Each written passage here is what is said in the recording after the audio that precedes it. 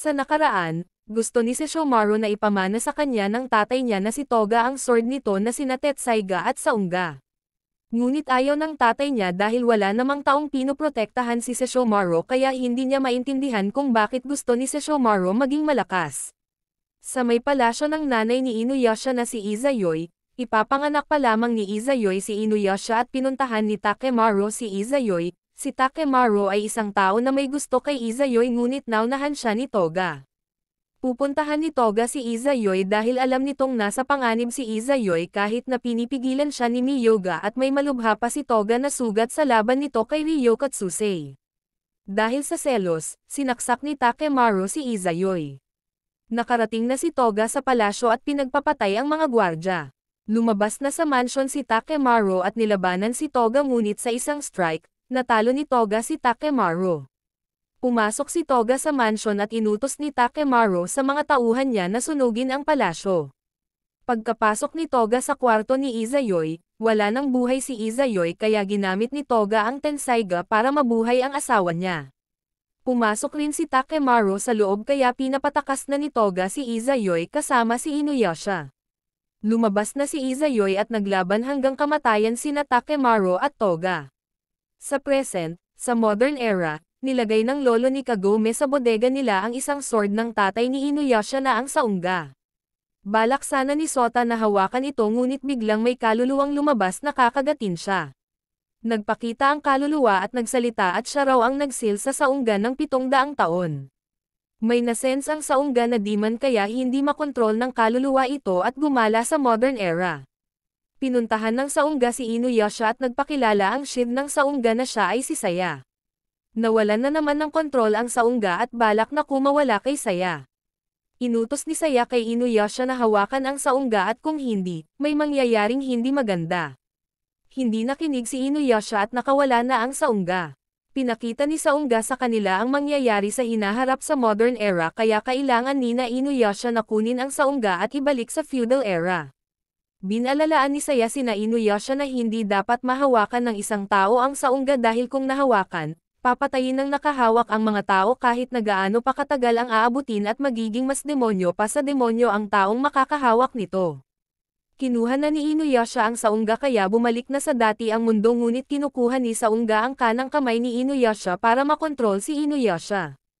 Naging demon face si Inuyasha at pinipigilan ni Inuyasha ang sarili upang hindi niya masaktan si Kagome. Balak na ni Inuyasha na umalis at babalik sa feudal era. Gagawa si Inuyasha ng paraan para mapatigil ang Saunga at hindi niya pinapasunod si Kagome sa kanya dahil delikado. Nagalit naman si Kagome dahil sinusubukan na naman ni Inuyasha na akuin ang responsibilidad ng mag-isa. Nakabalik na si Inuyasha sa feudal era at pinapalayo ni Inuyasha sa kanya si Shippo. Inatake ni Inuyasha si Shippo kaya tumakbo si Shippo. Nag-transform si Shippo para makalipad at makatakas. May nakita si Inuyasha na mga inosente at hinabol niya ang mga ito. Pumunta sa village ang inosente at pinapatakbo ang mga tao doon. Nagsitakbuhan sila at nakasalubong ni Inuyasha sina Sango at Miroku. Naruroon sa balikat ni Miroku si Miyoga at nagulat na hawak-hawak ni Inuyasha si Saunga. Pumasok si Inuyasha sa isang bahay dahil may tao pa roon at napigilan ni Inuyasha ang sarili niya. Kinakagat ni Inuyasha si Saunga at inutos niya kay Miroku na itakas na ang mag-ina. Pagkalabas, lumabas din si Inuyasha at balak na gamitin ang Dragon Twister kaya sabi ni Miyoga na lumipad sila para makaiwas. Nakaiwas naman sila at balak na muna nilang hintayin si Kagome na makabalik para mapigilan nila si Inuyasha. Nagtago muna si Inuyasha sa kuweba at kumalma na si Saunga dahil naubusan na ng kapangyarihan dahil sa Dragon Twister. Kinabukasan, bumalik na si Kagome sa feudal era at nagsama-sama na ang grupo para pigilan si Inuyasha. Samantala, si Inuyasha ay inatake ng mga demon ogres ngunit madali niya lamang natalo ang mga ito. Sinundan ni Kagome ang bakas ng Dragon Twister at nadaanan nila ang mga ogre na pinatay ni Inuyasha. Biglang bumangon ang mga ogre at ininform ni Saya na ang mga napatay ni Saunga ay bumabalik sa buhay ngunit wala na itong mga kaluluwa, ibig sabihin na katulad na sila ng mga zombies. Hinati ni Sango ang isang ngunit nakakagalaw pa rin ito.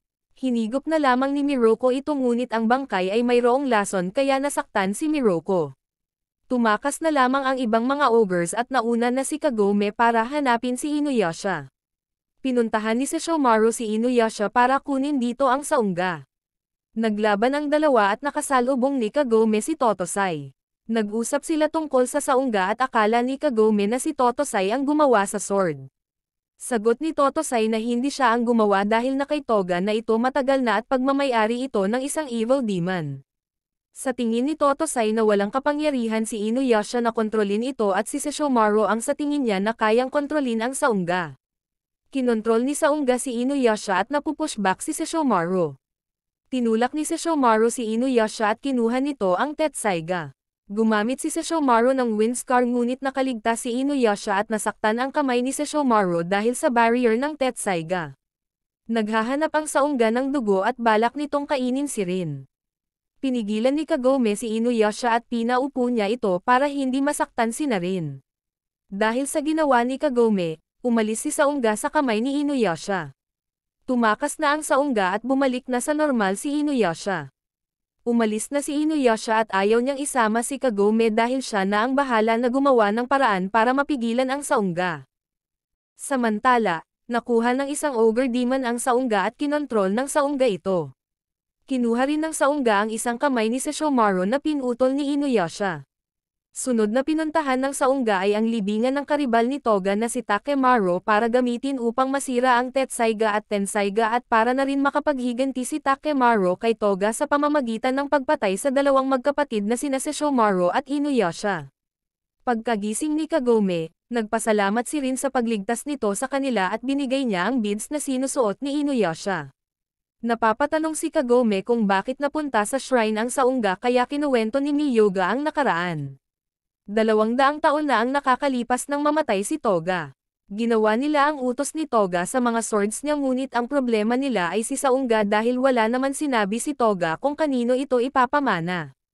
Ang 3 swords na ito ay kilala bilang Swords of Supreme Conquest ng 3 mundo. Ang 3 mundong ito ay ang Hell, Heaven, and Earth. Ang Tensaiga ay ang Heaven na kayang magsagip ng 100 tao sa isang strike. Ang saungga naman ay ang Hell na kayang magbukas ng gate papunta sa Netherworld at ang Tetsaiga ay ang Earth na kayang patayin ang 100 kalaban sa isang strike. Napag-isipan na lamang ng 3 na isil ni Saya ang saungga at itatapon siya sa well kaya nagkataon na napunta ang saungga sa shrine ni Kagome ngunit hindi na kaya ni Saya na isil ang saungga ng 700 years kundi 200 years lamang. Tanong ni Kagome kung may paraan na matalo ang saungga at sagot ni Saya na kailangan na magsanib puwersa ang Tensaiga at Tetsaiga.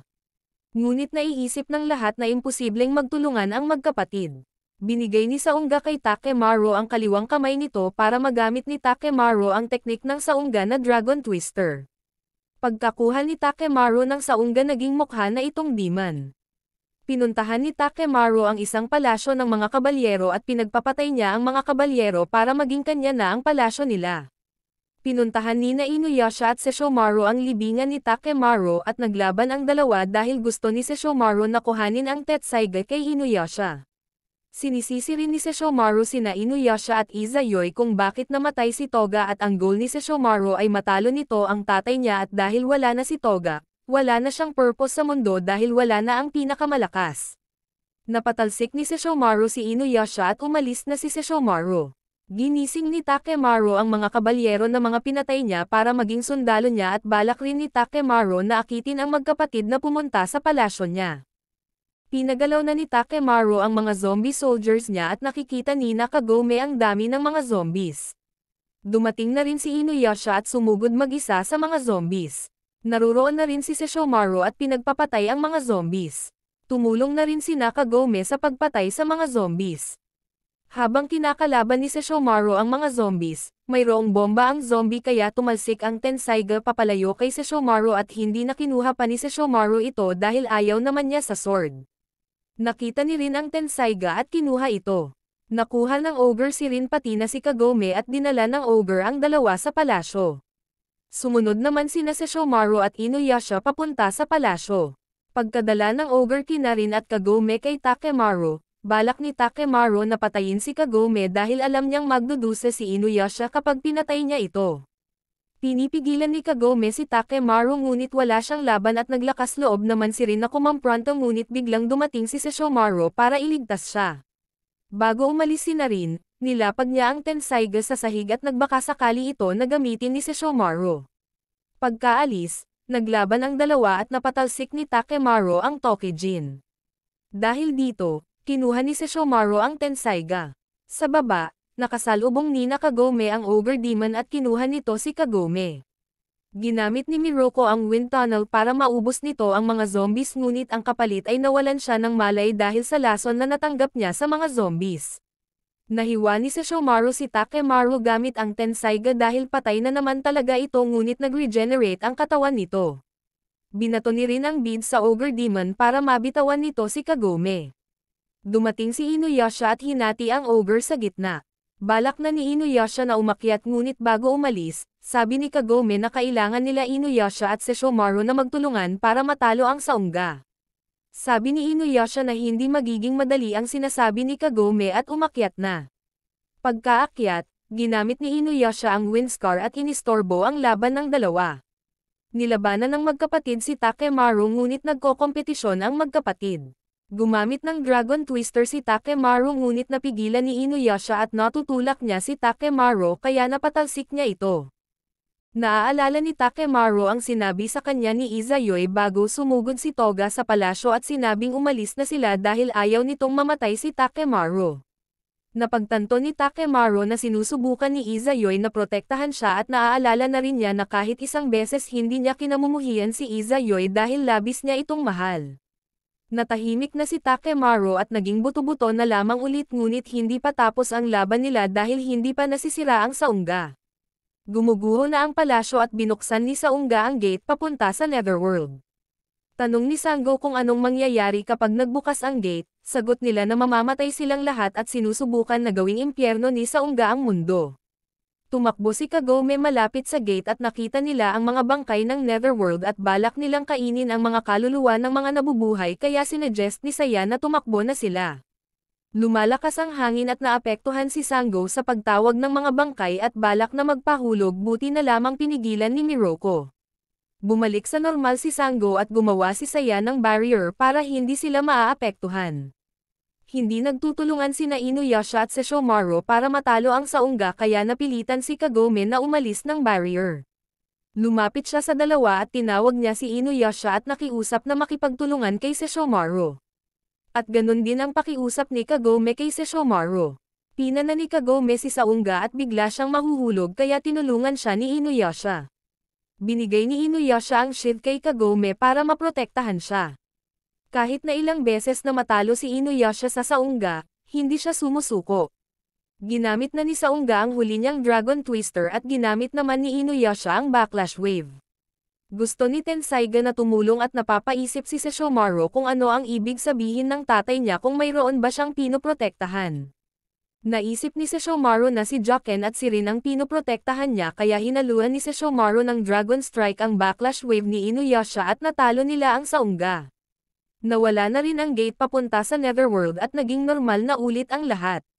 Biglang lumitaw ang imahe ni Toga sa Saunga at sinabi niya sa dalawa niyang anak na nahanap na nila ang sagot dahil nagtulungan ang magkapatid at dahil din dito, masesil na ang Saunga sa panghabang buhay sa Netherworld. Wala nang sasabihin pa si Toga dahil nagtitiwala siya sa dalawa niyang anak at naglaho na kahit na may gusto pang sabihin si Inuyasha at dito na nagtatapos ang pangatlong movie ng Inuyasha.